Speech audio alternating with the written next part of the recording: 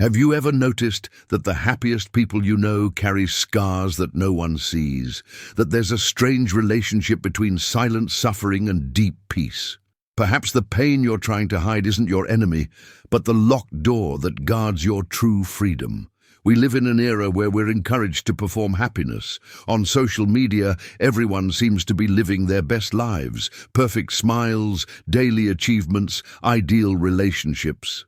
But when you close the app and stare at the ceiling at night, the pain is still there, isn't it? That feeling of emptiness, that unresolved hurt, that trauma you swore to forget, but that comes back at unexpected moments. And then you do what most people do.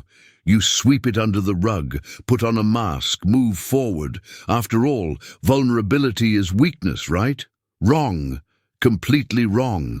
Carl Jung, the Swiss psychoanalyst who revolutionized our understanding of the human mind, said something disturbing.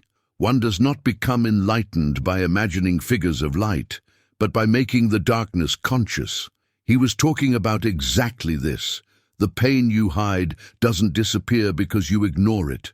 It transforms into shadow, and that shadow grows, feeds on your silence, contaminates your decisions, sabotages your relationships, limits your potential. You think you're protecting your mental sanity by avoiding facing what hurts, but you're actually building an invisible prison around yourself. Think about your life right now. How many times have you failed to say what you felt because you were afraid of rejection? How many opportunities have you lost because that inner voice, born from an old pain, told you that you weren't good enough? How many relationships have you sabotaged because carrying the wound was more familiar than risking being healed? Unprocessed pain becomes a pattern, and patterns repeat until you have the courage to face them head-on. But here's the truth no one tells you. This pain, this exact pain you carry, contains precious information about who you really are. Every wound is a map. Every hidden scar marks a territory of your soul that needs to be explored. When you finally stop running and ask, why does this hurt so much? You begin a journey of self-discovery that few have the courage to take. And it's this journey that separates those who live on the surface from those who find real depth. Now, I know what you're thinking, but I don't want to keep dwelling on the past. That's not healthy. And you're right, partially. Ruminating on pain without purpose is destructive. But there's a huge difference between ruminating and integrating. Ruminating is being stuck in the loop of pain. Integrating is crossing through the pain to get to the other side. It's asking, what did this experience come to teach me? What part of me was born from this wound? What strength did I develop by surviving this? You see, every great story of human transformation begins with a crisis. Buddha left the palace and encountered suffering. Jesus went to the desert to face his temptations. Nelson Mandela spent 27 years in prison before leading a nation. Viktor Frankl survived Nazi concentration camps and discovered that the meaning of life lies precisely in how we respond to inevitable suffering. None of these people avoided pain. They went through it, and on the other side they found something that no easy life could offer: authentic purpose, deep compassion, true freedom. But you don't need to go through extreme tragedies to access this transformation. The pain you carry now, however small it may seem compared to historical examples, is enough. That childhood rejection, that broken heart, that betrayal, that failure that still embarrasses you. Each of these experiences left a mark, and these marks are like seeds buried in the darkness of the earth, waiting for you to finally water them with consciousness so they can sprout. Here's something fascinating.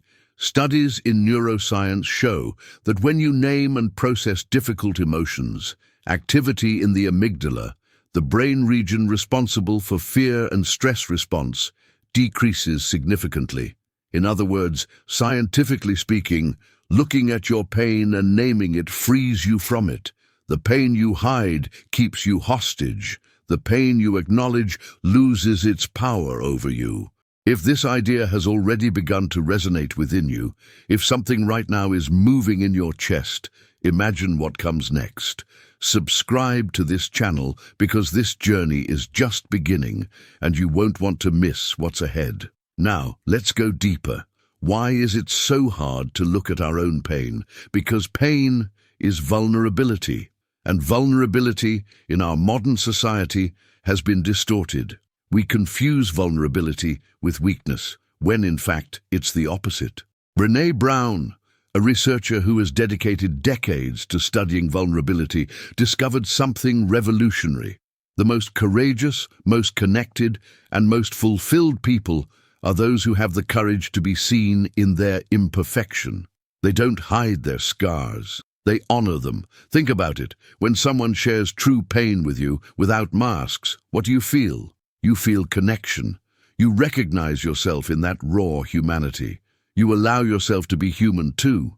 But when we live performing perfection, we create distance, and distance generates loneliness, and loneliness amplifies pain.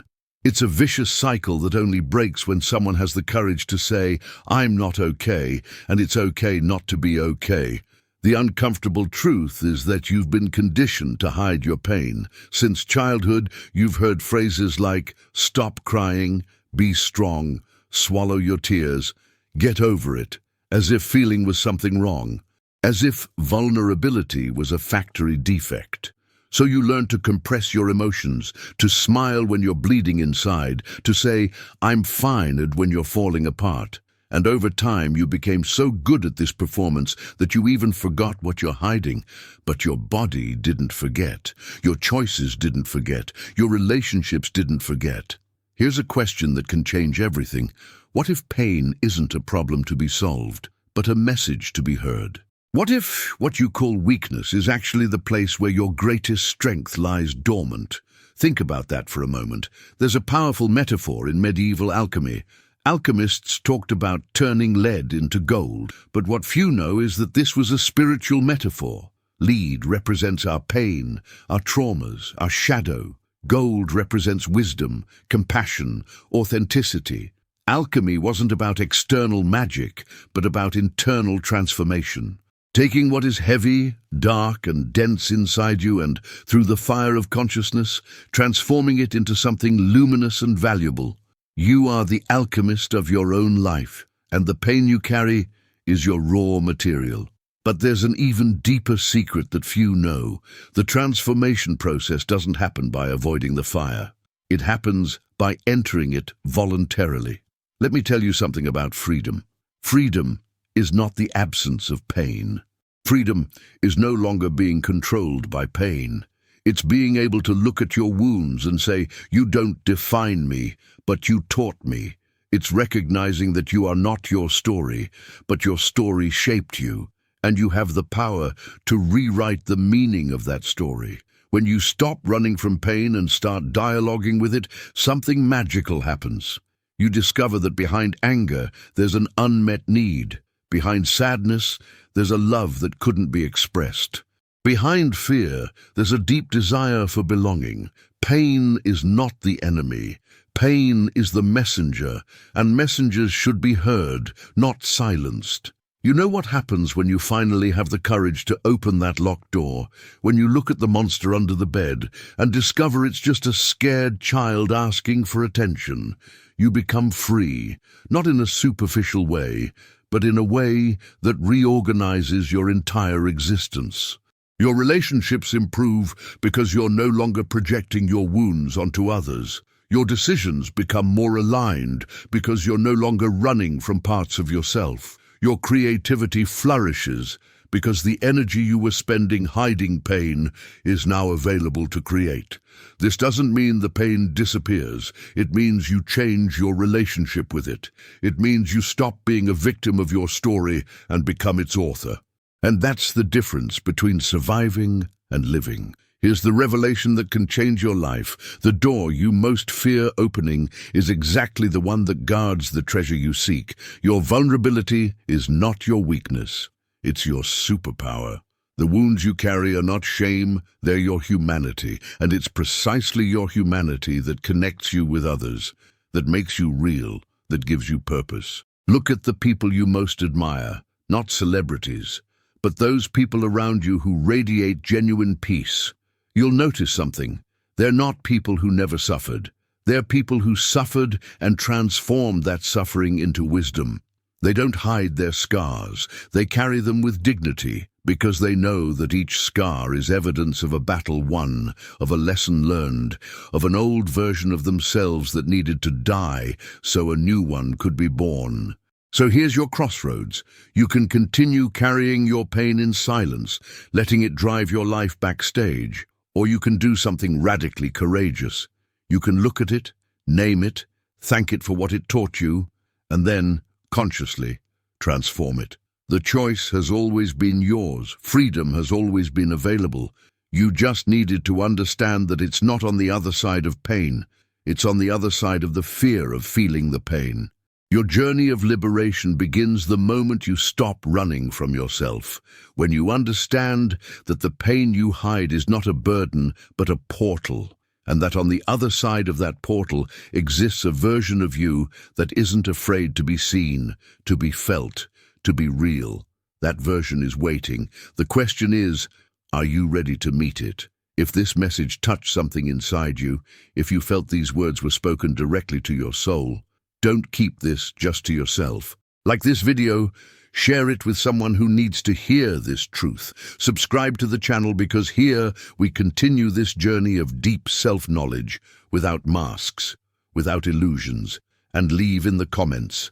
What pain are you ready to finally look in the eyes? Your courage can inspire someone to find their own. Freedom awaits you. It always has.